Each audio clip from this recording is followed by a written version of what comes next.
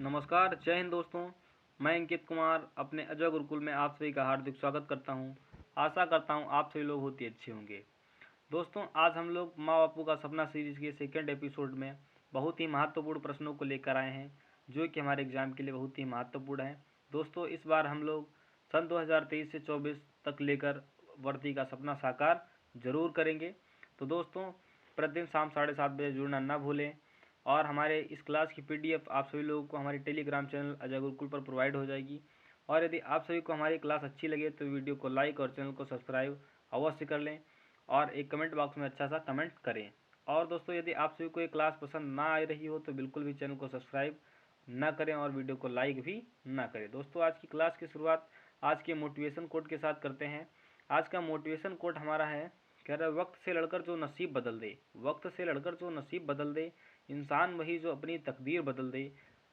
कल क्या होगा कभी मत सोचो, क्या पता कल वक्त खुद अपनी तस्वीर बदल दे। कल क्या होगा कभी मत सोचो, क्या पता वक्त खुद अपनी तस्वीर बदल दे। तो दोस्तों, आज के इस मोटिवेशन कोट के साथ हम अपनी क्लास की शुरुआत करते हैं। देखते हैं हमारा पहला प्रश्न क्या है। पहला प्रश्न हमारा दिया गया हुआ है, निम्नलिखित में से को छोड़कर सभी खरीफ फसलें हैं। दोस्तों, सभी जो है इनमें से कौन सी फसल को छोड़ दिया जाता है, बाकी सारी फसलें जो है हमारी खरीफ की हो जाएंगी। दोस्तों, यहाँ पर ऑप्शन ए में दिया मक्का या रागी या बाजरा या गेहूँ। दोस्तों, यहाँ पर जो है हमारी मक्का और रागी और बाजरा, ये तीनों हमारी कौन सी फसलें हैं? ये तीनों हमारी खरीफ की फसलें हैं। कौन सी फसलें हैं? ये हमारी खरीफ की फसलें हैं। खरीफ की फसलें हैं। और ये जो हमारी दी गई है गेहूँ, कौन सी? गेहूँ। गेहूँ ये हमारी कौन सी फसल है? गेहूँ हमारी रबी की फसल है। रबी की फसल है। दोस्तों, यहाँ पर जो है मक्का हो गया, रागी हो गया, बाजरा हो गया और ये धान हो गई, हमारी कौन हो गई? धान हो गई। और ये सारी हमारी कैसी फसलें हैं?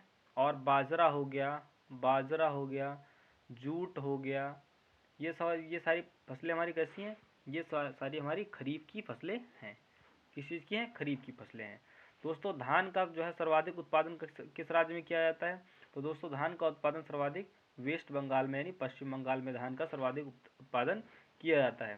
दोस्तों, यहाँ पर लिखा हुआ है जूट। जूट का उत्पादन सर्वाधिक कहाँ किया जाता है? जूट का उत्पादन सर्वाधिक दोस्तों ये हमारा किया जाता है महाराष्ट्र में, सॉरी गुजरात में किया जाता है। कहाँ किया जाता है? गुजरात में जो है जूट का सर्वाधिक उत्पादन किस राज्य में किया जाता है? दोस्तों, जूट का उत्पादन सर्वाधिक गुजरात राज्य में किया जाता है। और यहाँ पर दोस्तों ये बाजरा जैसे हो गया, बाजरा हो गया, मोटे अनाज, ये हमारे किस राज्य में सर्वाधिक उत्पादित किए जाते हैं? ये हमारे राजस्थान में सर्वाधिक उत्पादित किए जाते हैं। और दोस्तों, यदि पूछ लेता है प्रश्न जो है दालें सर्वाधिक किस राज्य में उत्पादित होते हैं? तो दालें दोस्तों मध्य प्रदेश में दालों का उत्पादन सर्वाधिक किया जाता है। तो दोस्तों, यहाँ पर हमारी गेहूं की फसल की बात करें तो गेहूं की फसल जो हमारी ये क्या कैसी है? ये हमारी रबी की फसल है। रबी की फसल गेहूं हो गई, चना हो गई, कौन सी? गेहूं हो गई, चना हो गई, सरसों हो गई, ये सारी फसलें हमारी कैसी हैं? ये हमारी जो है रबी की फसलें हैं। ये सब हमारी कैसी फसलें हैं? रबी की फसलें हैं। और साथ में आलू भी हो गया, तंबाकू हो गया, ये सारी फसलें कैसी हैं? ये सारी फसलें हमारी रबी की फसलें हैं। किस चीज़ की हैं? रबी की फसलें हैं। और यदि पूछ लेता है गेहूं का सर्वाधिक उत्पादन किस राज्य में किया जाता है? तो दोस्तों, गेहूं का सर्वाधिक उत्पादन ये उत्तर प्रदेश के द्वारा किया जाता है। किस राज्य के द्वारा? उत्तर प्रदेश के द्वारा गेहूं का सर्वाधिक उत्पादन किया जाता है। और यदि पूछ लेता है कि जो है प्रति एकड़ के हिसाब से सर्वाधिक गेहूं का उत्पादन किस राज्य में किया जाता है? तो दोस्तों, वो हमारा पंजाब राज्य है। कौन सा है? पंजाब राज्य में जो है प्रति एकड़ के हिसाब से सर्वाधिक गेहूं का उत्पादन किया जाता है।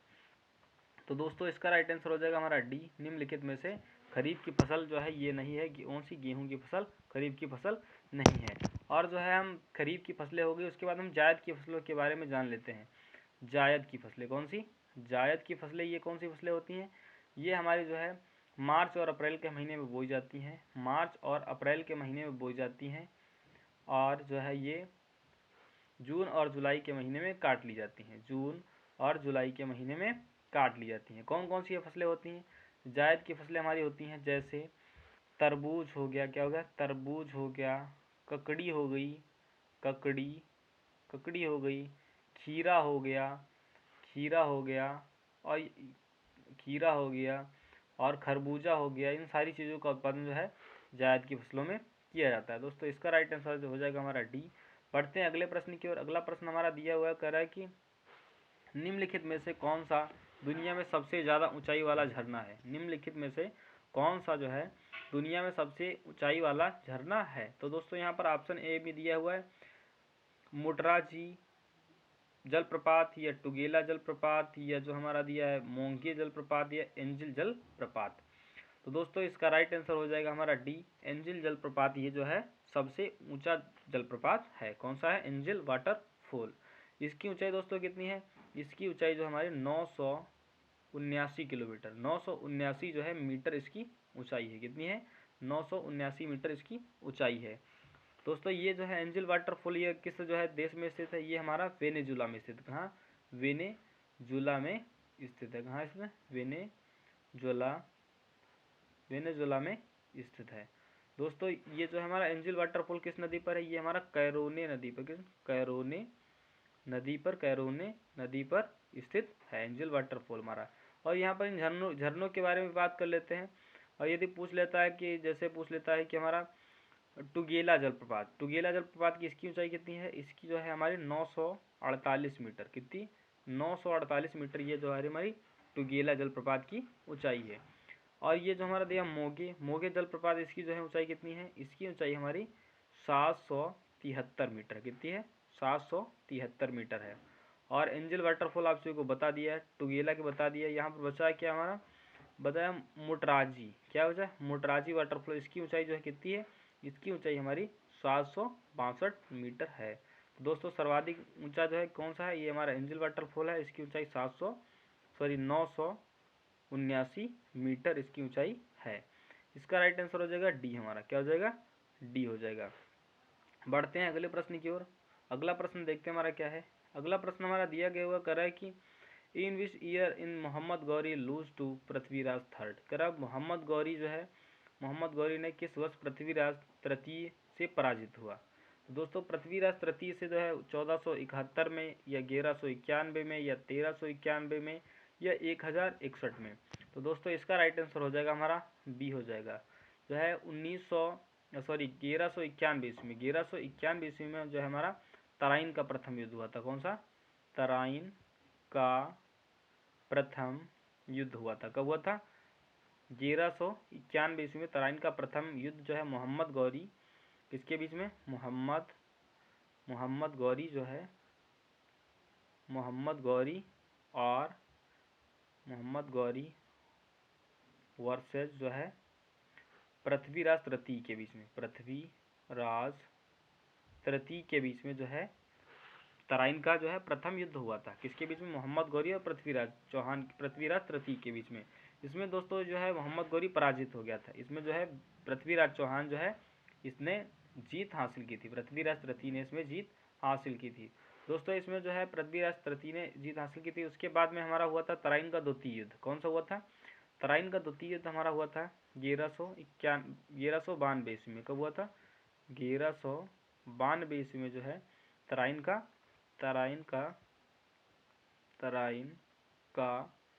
द्वितीय युद्ध ये हमारा कब हुआ था? द्वितीय युद्ध ये हमारा कब हुआ था? तराइन का द्वितीय युद्ध हमारा 1192 ईस्वी में हुआ था। ये मोहम्मद गौरी और जो है मोहम्मद गौरी वर्सेस पृथ्वीराज के बीच में ही हुआ था। पृथ्वीराज तृतीय के बीच में ही हुआ था। लेकिन इसमें जो है मोहम्मद गौरी जीत गया था और पृथ्वीराज तृतीय जो है ये हार गया था। दोस्तों पृथ्वीराज जो है, पृथ्वीराज की जो है इसमें जो है मोहम्मद गौरी की मदद जो है इसने की थी जयचंद ने। किसने? जयचंद ने इसकी जो है इसमें मदद की थी तो मोहम्मद गौरी के साथ में, इसलिए जो है पृथ्वीराज तृतीय जो हार गया था। दोस्तों इसका या उसके बाद में हमारा हुआ था चंदावर का युद्ध। कौन सा हुआ था? उसके बाद में हमारा हुआ था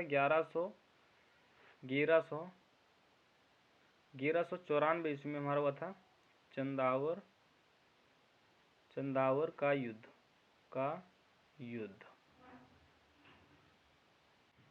ये युद्ध जो है चंदावर का युद्ध या मोहम्मद गौरी इसके बीच में, मोहम्मद गौरी और जो है जयचंद के बीच में हुआ था। किसके?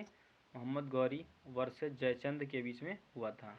जयचंद के बीच में हुआ था। इसमें भी दोस्तों मोहम्मद गौरी जीत गया था और जो है जयचंद हार गया था। दोस्तों इसने जयचंद ने जो है मोहम्मद गौरी का साथ जो है 1191 ईस्वी में 1192 में जो हुआ था 1192 ईस्वी में जो हुआ था तराइन का द्वितीय युद्ध हुआ था। इसमें जो है मोहम्मद गौरी का साथ जयचंद ने बहुत ही ठीक अच्छी तरीके से दिया था। दोस्तों इसमें जो है जब इसने साथ दिया था जिससे इसने जो है लालच दिया, लोभ दिया कि जो है तुम हमारी सपोर्ट करो और तुमको जो हम ये देंगे वो देंगे, और उसके बाद में इसने धोखा दे दिया और पृथ्वीराज तृतीय नहीं तो वैसे मोहम्मद गौरी हरा नहीं सकता था, लेकिन जो है इसमें जयचंद का हाथ था। जयचंद ने जो है इसका विरोध किया था, विपक्ष में जयचंद खड़ा हुआ था, मोहम्मद गौरी का साथ जयचंद दे रहा था। उसके बाद में जो है फिर मोहम्मद गौरी ने जयचंद को जो भी दिया था, जो भी देने वाला था, उसके बाद में युद्ध कर दिया और जयचंद को हरा दिया। ये जो है ये मोहम्मद गौरी की नीति थी। तो दोस्तों इसका राइट आंसर हो जाएगा हमारा बी। पढ़ते हैं अगले प्रश्न की ओर। अगला प्रश्न देखते हैं हमारा क्या है। अगला प्रश्न हमारा दिया गया निम्नलिखित में से कौन सा स्थान कांच की चूड़ियों और कांच के बनी वस्तुओं के उत्पादन के लिए जाना जाता है।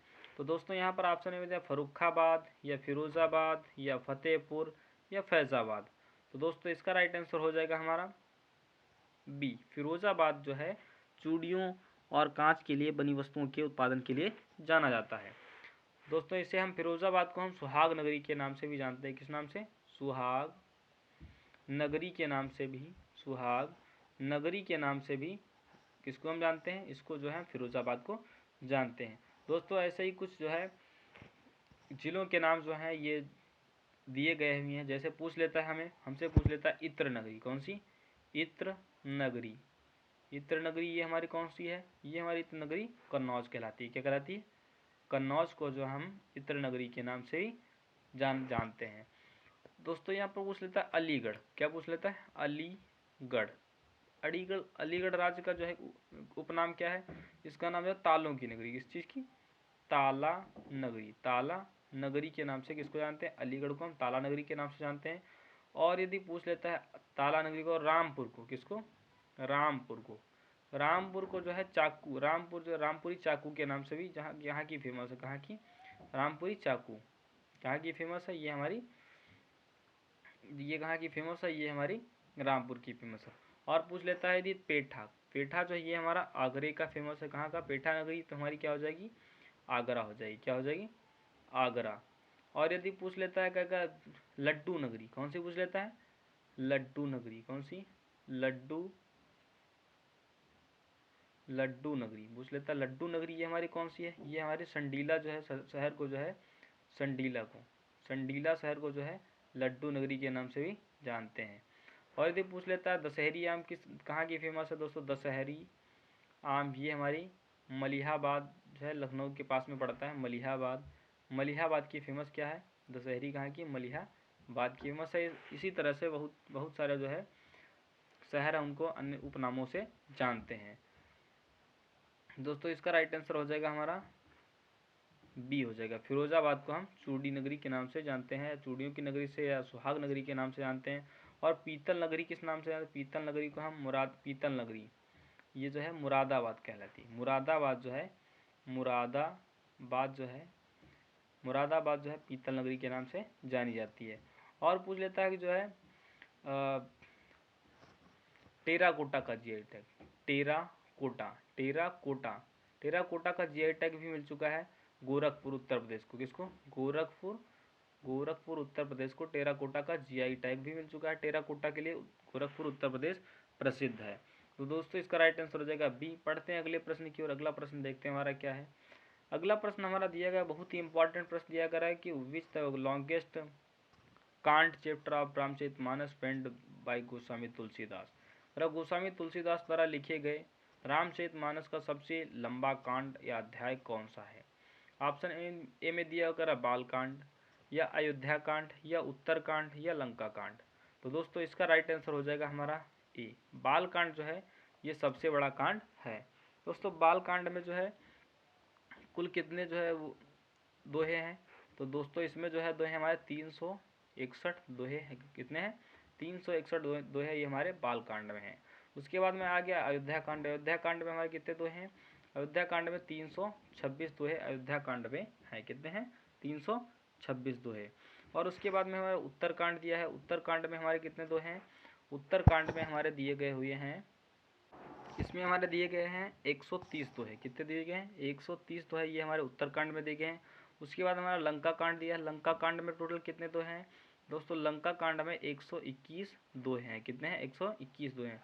तो सबसे रामचरितमानस का सबसे बड़ा कांड कौन सा है? ये हमारा बाल कांड है, इसमें 361 दोहे हैं। और जो सबसे छोटा कांड कौन सा है? सबसे छोटा कांड पूछ लेता है तो ये हमारा किष्किंधा कांड है। कौन सा? किष्किंधा कांड। कौन सा है? किष्किंधा कांड है। किष्किंधा कांड जो है, किष्किंधा कांड जो है ये सबसे छोटा कांड है। इसमें जो है कितने दोहे हैं? इसमें जो है कुल मिलाकर 30 दोहे हैं किष्किंधा कांड में। तो दोस्तों इसका राइट आंसर हो जाएगा हमारा, इसका राइट आंसर हो जाएगा हमारा ए। बाल कांड सबसे बड़ा कांड है और सबसे छोटा कांड कौन सा है? किष्किंधा कांड है। इसमें कुल कितने दोहे हैं? इसमें तो दोस्तों 30 दोहे हैं। और बाल कांड में कितने? 361 दोहे हैं। इसका राइट आंसर ए हो गया। बढ़ते हैं अगले प्रश्न की ओर। अगला प्रश्न हमारा देखते हैं क्या है। अगला प्रश्न हमारा दिया गया हुआ कह रहा है कि बीजक पुस्तक के लेखक कौन है? कह रहा who is the author of book बीजक। कह रहा बीजक पुस्तक के लेखक कौन है? ऑप्शन ए में दिया हुआ कह रहा है कि रविदास या सूरदास या कबीरदास या विद्यापति। तो दोस्तों यहाँ पर ऑप्शन ए में दिया तो इसका राइट आंसर हो जाएगा हमारा बीजक पुस्तक के लेखक हमारे कौन जाएंगे? कबीरदास। कौन जाएंगे? कबीरदास जो है बीजक पुस्तक के लेखक कौन है? कबीरदास। दोस्तों यहाँ पर रविदास दिया हुआ, क्या दिया हुआ है? रविदास दिया और सूरदास दिया और विद्यापति दिया। दोस्तों सूरदास की अन्य कौन सी रचना है? सूरदास की अन्य हमारी रचनाएं कौन सी है? सूर सागर। क्या है? सूर सागर, सूर सागर। और यहाँ पर हमारी सूरावली कौन सी है? सूरावली। कौन सी है? सूर सागर, सूरावली। और उसके बाद में हमारा क्या है? साहित्य लहरी। कौन सी? साहित्य लहरी, साहित्य लहरी। ये सब हमारी किसकी रचना है? ये हमारी जो है सूरदास जी की रचनाएं हैं। और यहाँ पर दिया उसके बाद में विद्यापति दिया। क्या दिया? विद्यापति। दोस्तों विद्यापति जी की कौन कौन सी रचना है? इनकी रचना हमारी जो है कीर्तिलता। कौन सी है? कीर्तिलता, कीर्तिलता। और उसके बाद में हमारी क्या है? कीर्ति पताका। क्या है? कीर्ति पताका, कीर्ति पताका। क्या है? कीर्तिलता और कीर्ति पताका हो गई। और उसके बाद में पुरुष परीक्षा। कौन सी? पुरुष परीक्षा। ये जो किसकी रचना है? ये हमारे जो है विद्यापति जी की रचनाएं हैं। और जो हमारे कबीरदास जी की और कौन कौन सी रचना है? ये हमारे, ये तो बीजक हो गया। उसके बाद में साखी, सबद, रामायणी, साखी, सबद, रामायणी, ये सब किसकी रचना है? ये हमारी जो है कबीरदास की रचनाएं हैं। राइट आंसर हमारा हो जाएगा सी। बढ़ते हैं अगले प्रश्न की ओर। अगला प्रश्न देखते हैं हमारा क्या है। अगला प्रश्न हमारा बहुत ही महत्वपूर्ण प्रश्न दिया गया है कि who is the author of Hindi play Andher Nagari. Andher Nagari नाटक के रचयिता कौन है? ऑप्शन ए में दिया करा मुंशी प्रेमचंद्र या भारतेंदु हरिश्चंद्र या मुद्रा राक्षस या धर्मवीर भारती। तो दोस्तों इसका राइट आंसर हो जाएगा हमारा बी। भारतेंदु हरिश्चंद्र जो है ये अंधेर नगरी नाटक के रचयिता हैं। कौन है? भारतेंदु हरिश्चंद्र।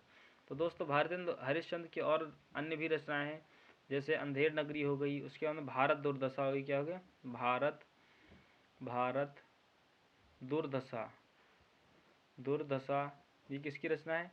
ये जो है हमारी भारतेंदु हरिश्चंद्र जी की रचना है। और यहाँ पर अब यहाँ पर दिया प्रेमचंद। प्रेमचंद्र जी की कौन कौन सी रचना है? प्रेमचंद की हमारी कौन कौन सी रचना है? ये हमारी गोदान है। कौन सी है? गोदान, गोदान, गबन। कौन सी? गोदान हो गई, गबन हो गई। और उसके बाद में हमारी हो गई रंग भूमि हो गई। क्या हो गई? रंग भूमि, रंग भूमि हो गई। और ये सारी हमारी किसकी रचना है? ये जो हमारी मुंशी प्रेमचंद जी की रचनाएं हैं। यहाँ पर मुद्रा राक्षस, मुद्रा राक्षस किसकी रचना है? ये जो मुद्रा राक्षस है विशाख दत्त जी की रचना है। किसकी है? मुद्रा राक्षस जो है ये विशाख दत्त की है। किसकी? विशाख दत्त जी की रचना कौन सी है? मुद्रा राक्षस जो है विशाख दत्त जी की रचना है। यहाँ पर अगला दिया हुआ कह रहा है कि धर्मवीर भारती। धर्मवीर भारती की प्रमुख रचनाएं कौन कौन सी हैं? इनकी रचनाएं जो हमारा सूरज का सातवां घोड़ा। कौन सा है? सूरज का सातवां घोड़ा। कौन सा है? सातवां घोड़ा। सूरज का सातवां घोड़ा। अंधा युग। कौन सी? अंधा युग। अंधा युग हो गया। सूरज का सातवां घोड़ा हो गया। गुनाहों का देवता, इसको हटा देते हैं। इसके बाद में गुनाहों का देवता क्या हो जाएगा? गुनाहों का देवता। गुनाहों का देवता ये किसकी रचना है? ये हमारे धर्मवीर भारती जी की प्रमुख रचना है। पूछ लेता है जो है गुनाहों का देवता या अंधा युग, या पूछ लेता है सूरज का सातवां घोड़ा किसकी रचना है? तो दोस्तों ये हमारे धर्मवीर भारती जी की रचनाएं हैं। तो दोस्तों इसका राइट आंसर हो जाएगा, अंधेर नगरी नाटक के रचयिता कौन है? भारतेंदु हरिश्चंद्र जी हैं। राइट आंसर हो जाएगा हमारा बी। बढ़ते दोस्तों अगले प्रश्न की ओर। अगला प्रश्न देखते हैं हमारा क्या है। अगला प्रश्न दिया गया हुआ है हमारा, कह रहा है कि महात्मा गांधी फाउंडेड द सत्याग्रह सभा। महात्मा गांधी ने सत्याग्रह सभा की स्थापना की थी। कब की थी? 1920 ईस्वी में की थी, या 1918 ईस्वी में, या 1919 ईस्वी में, या जो है 1922 ईस्वी में? इसका राइट आंसर हो जाएगा हमारा सी। जो है सत्याग्रह सभा की स्थापना कब की गई थी? ये हमारे 1919 ईस्वी में की गई थी। कब की गई थी? फरवरी 1919 ईस्वी में की गई थी। दोस्तों ये हमारी किस कारण की गई थी सत्याग्रह सभा की स्थापना? ये हमारे रॉलेट एक्ट के विरोध में। किसके? रॉलेट एक्ट के जो है विरोध में जो है ये सत्याग्रह सभा की स्थापना की गई थी। रॉलेट एक्ट का मतलब क्या था दोस्तों? ना अपील, ना दलील और ना वकील, इसका जो है ध्येय वाक्य था। इसमें जो है इस तरह से किसी भी व्यक्ति को किसी भी जगह से गिरफ्तार किया जा सकता था और वो अपनी पसंद का वकील भी नहीं चुन सकता था। ये जो है रॉलेट एक्ट की विशेषताएं थी। तो दोस्तों इसका विरोध करने के लिए सत्याग्रह सभा की स्थापना 1919 में की गई थी। उसी के बाद में जो है कुछ दिनों के बाद में इसका जब विरोध किया गया दोस्तों, इस 13 अप्रैल 1919 ईस्वी को जो है 1919 ईस्वी को जो है जलियांवाला बाग हत्याकांड हुआ था, जिसमें जो है इसी के विपक्ष में, इसी के विरोध में जो है सभा लगी थी। उस सभा में जो है अंग्रेजों ने निहत्थे भारतीयों पर गोलियां चलवा दी थी। तो दोस्तों जिसमें जो है 1000 से अधिक लोग मारे गए थे। कुछ लोग कुएं में गिर गए, कुछ लोग भागने की कोशिश की, किसी के गोली लग गई, या कुएं में कूद कर बचने के लिए उन्होंने कोशिश की, लेकिन उनकी सभी लोगों की जानें चली गई। तो दोस्तों जलियांवाला बाग हत्याकांड कहाँ हुआ था? ये हमारा अमृतसर में हुआ था। कहाँ हुआ था? अमृतसर पंजाब में हुआ था। कहाँ हुआ था? अमृतसर पंजाब में जलियांवाला बाग हत्याकांड हुआ था। दोस्तों यहाँ पर 1920 दिया हुआ है। 1920 ईस्वी में हमारा कौन सा आंदोलन शुरू हुआ था? 1920 ईस्वी में हमारा असहयोग आंदोलन शुरू हुआ था। कौन सा? असहयोग आंदोलन कब शुरू हुआ था? ये हमारा 1920 ईस्वी में शुरू हुआ था। और उसके बाद में हमारा दिया 1922 ईस्वी में। 1922 ईस्वी में कौन सा आंदोलन शुरू हुआ था दोस्तों? इसमें हमारी चौरी चौरा घटना शुरू हुई थी। कौन सी? 4 फरवरी 1922 ईस्वी को एक बहुत ही घटना घटी थी, और जो है जिसे हम चौरी चौरा के नाम से जानते हैं। किस नाम से? जिसे हम चौरी चौरा घटना के नाम से जानते हैं। चौरी चौरा। दोस्तों इसमें जो है भारतीयों ने अंग्रेजों की चौकी को जला दिया था, जिसमें जो है कई अंग्रेज भी मारे गए थे। इसके विरोध में जो है असहयोग आंदोलन गांधी जी ने जो है 1920 में शुरू किया गया था। उसके बाद में जो है इस घटना के बाद में असहयोग आंदोलन को स्थगित कर दिया गया था। इसका राइट आंसर हो जाएगा हमारा सी हो जाएगा। और ये जो हमारा सत्याग्रह सभा की स्थापना है, बहुत इंपॉर्टेंट क्वेश्चन है। यदि यहाँ पर 1917 ऑप्शन में दिया होता तो आप सभी लोग भी 1917 ईस्वी ही मार देते। इसका राइट आंसर 1919 ईस्वी होगा। दोस्तों 1917 ईस्वी में चंपारण सत्याग्रह हुआ था। कब हुआ था? 1917 ईस्वी में चंपारण सत्याग्रह। ये हमारा किस लिए हुआ था? 1917 ईस्वी में चंपारण सत्याग्रह ये हमारा नील की खेती के विरुद्ध में हुआ था। किसके? नील की खेती। नील की खेती जो है भारतीयों के द्वारा 3/20 भाग पर अंग्रेज जमींदार जो थे वो करवाना चाहते थे, या करवाते थे ही, करवाना चाहते नहीं थे। तो दोस्तों इसके विरोध में जो है गांधी जी ने चंपारण सत्याग्रह चंपारण बिहार से शुरू किया था। इसमें जो है 20 हिस्सों में से 20 एकड़ आपके पास ज़मीन है तो 20 एकड़ में से आपको 3 एकड़ में नील की खेती करना अनिवार्य कर दिया गया था। तो दोस्तों इसी के विपक्ष में चंपारण सत्याग्रह बिहार से शुरू हुआ था। इसका राइट आंसर हो जाएगा हमारा सी हो जाएगा।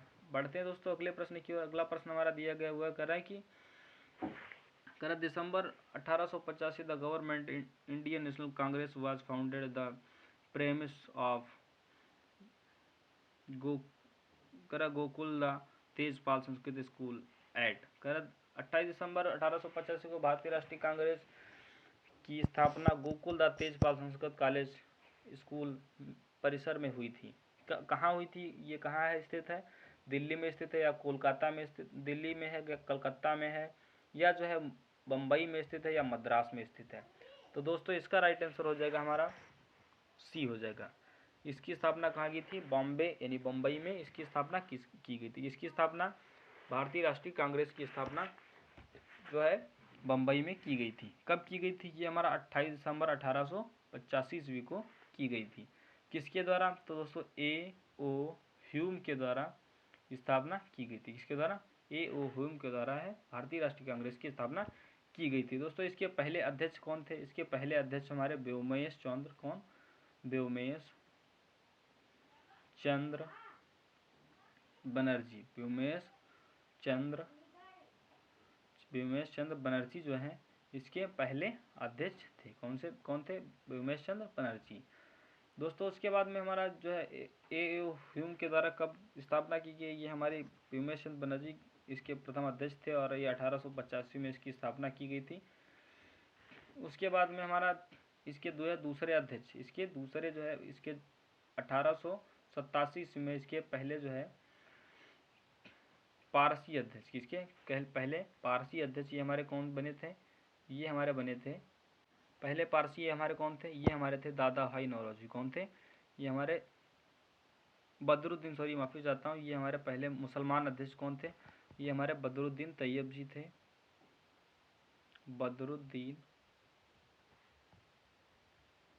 बदरुद्दीन तैयब जी थे। कौन थे, बदरुद्दीन तैयब जी थे।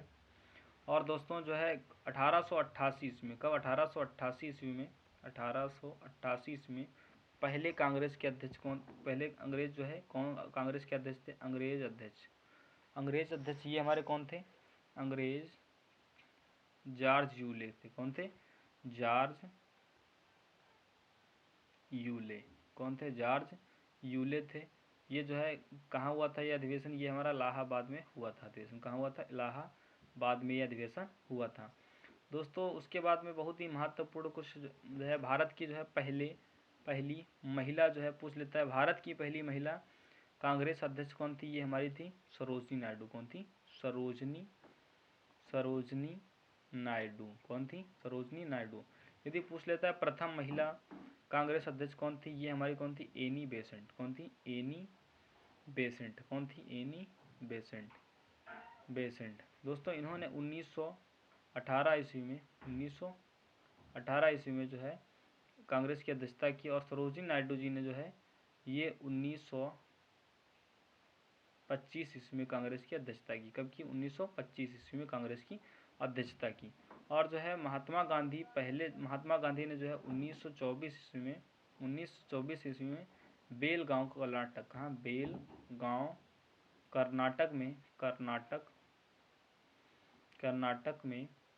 कर्नाटक में जो है केवल एक ही अधिवेशन की अध्यक्षता किसने की थी, ये हमारे महात्मा गांधी जी के द्वारा की गई थी।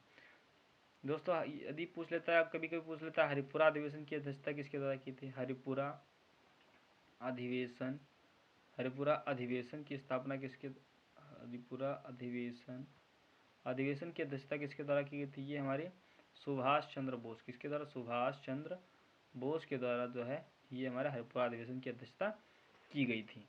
दोस्तों इसका राइट आंसर हो जाएगा मुंबई में जो है भारतीय राष्ट्रीय कांग्रेस की स्थापना 1885 ईस्वी में की गई थी। किसके द्वारा, ए ओ ह्यूम के द्वारा। इसके पहले अध्यक्ष कौन थे, व्योमेश चंद्र बनर्जी थे। और पहले कांग्रेस अध्यक्ष कौन थे, ये हमारे पहले कांग्रेस अध्यक्ष जॉर्ज यूले थे। इन्होंने 1888 ईस्वी में इसकी अध्यक्षता की थी। और दोस्तों एक बहुत ही महत्वपूर्ण प्रश्न है कि जो है राष्ट्रीय गीत सर्वप्रथम कब गाया गया, तो राष्ट्रीय गीत सर्वप्रथम 96 ईस्वी में जो है रहीमुतुल्लाह सयानी, किसके,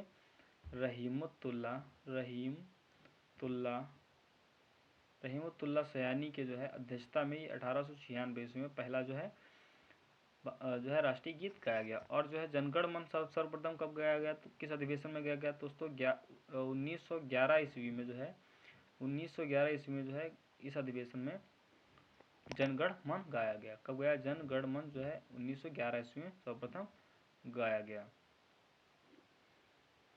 दोस्तों इसका राइट आंसर हो जाएगा हमारा सी। पढ़ते हैं अगले प्रश्न की ओर। अगला प्रश्न देखते हैं हमारा क्या है।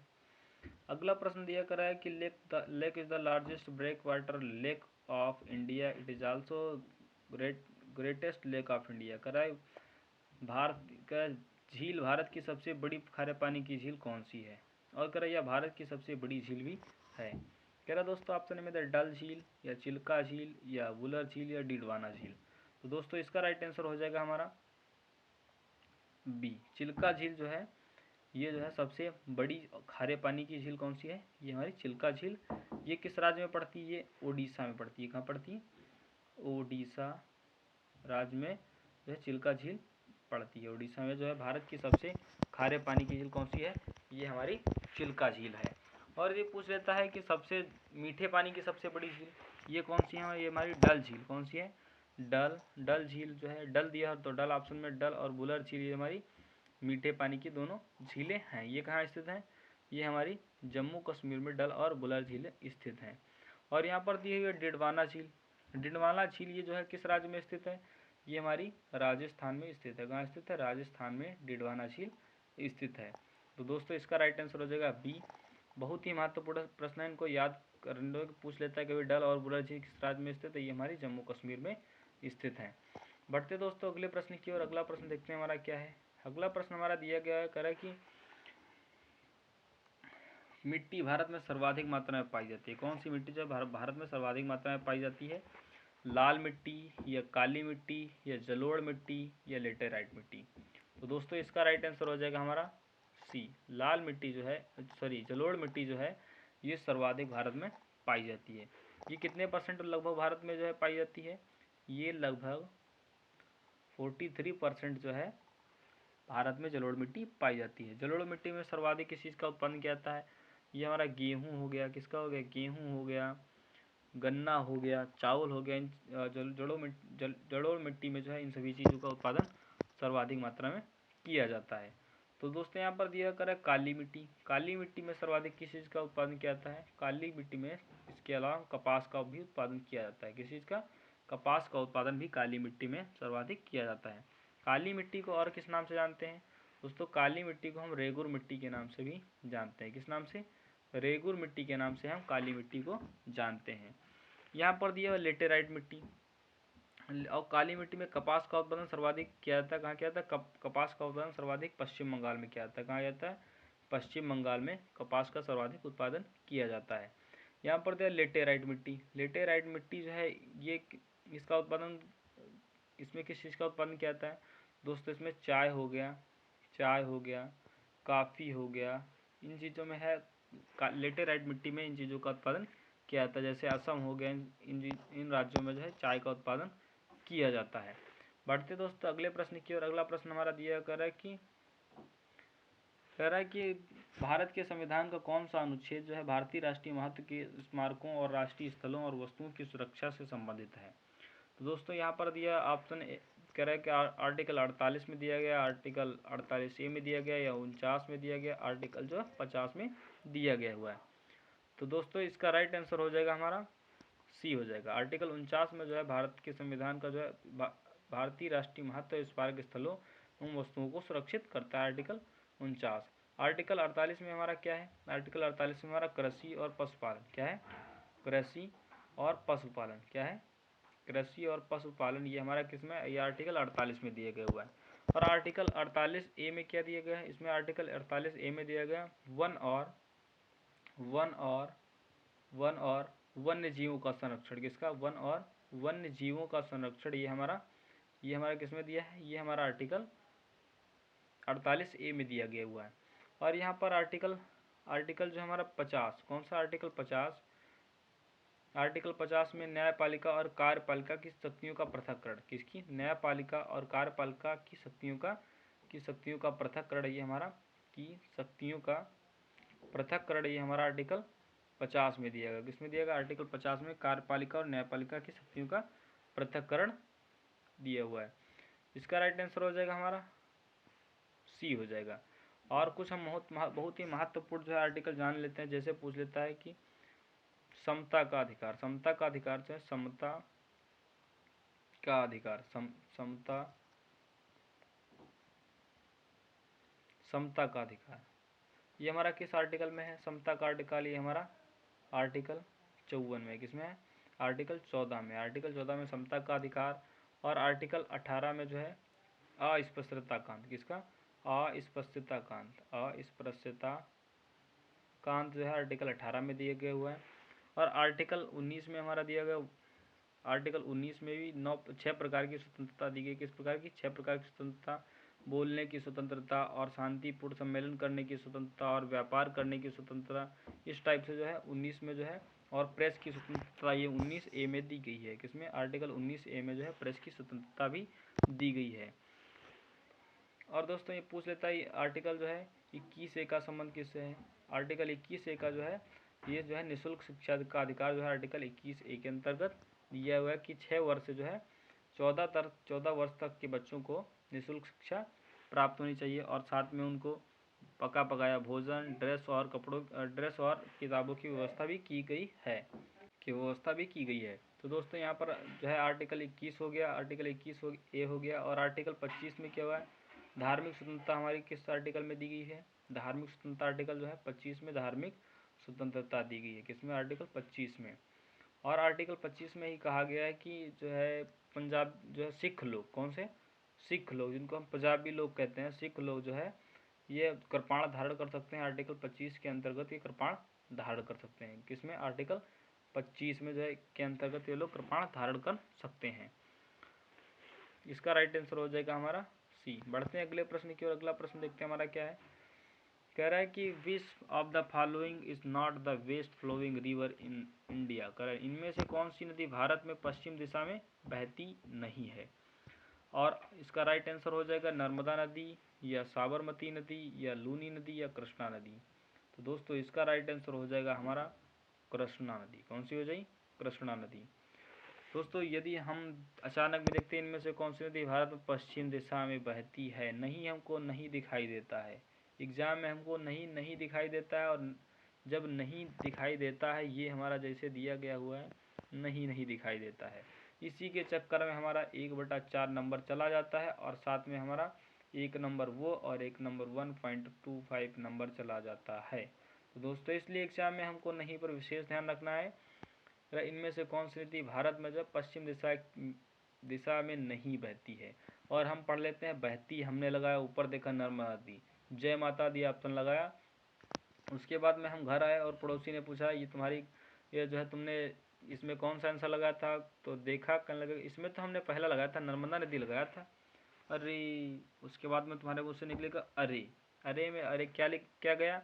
अरे में जो है 1.25 नंबर गया। इसलिए जो हमको प्रश्न को बहुत ही ध्यान से पढ़ना है। तो इसको जैसे तो वो जब कहेगा हमने तो मारा था कृष्णा नदी, तो कहेगा अरे कृष्णा तो गलत एकदम, हम तो पढ़ के गए थे। तो कहेगा यहाँ पर अरे भैया देख नहीं लिखा हुआ, करेगा अरे में एक 1.25 नंबर गया। तो दोस्तों इसका राइट आंसर हो जाएगा डी। नर्मदा नदी, साबरमती और लूनी नदी, ये तीनों नदियाँ पश्चिम दिशा की ओर बहती हैं। और कृष्णा नदी ये जो है पश्चिम दिशा की ओर नहीं बहती है। नर्मदा नदी ये जो हमारी कहाँ से निकलती है? ये अमरकंटक, कहाँ से?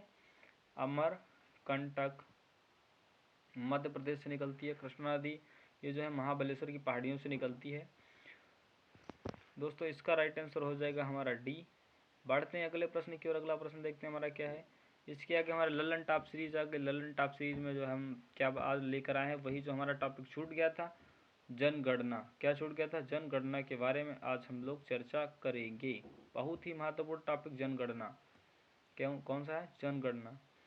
जनगणना में हम देखते हैं आज क्या क्या अध्ययन कर लेते हैं।